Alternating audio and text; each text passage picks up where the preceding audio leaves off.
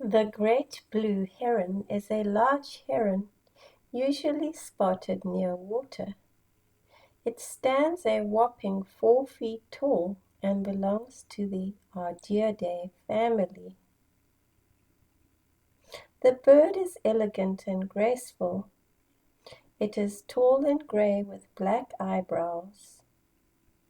It has a long neck, long legs, and a long yellow bill.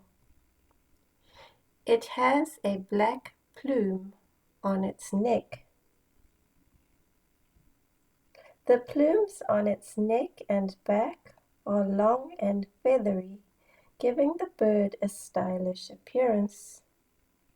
The bird is an opportunistic hunter that feasts on small mammals or fish. It breeds in colonies and is well distributed in the USA.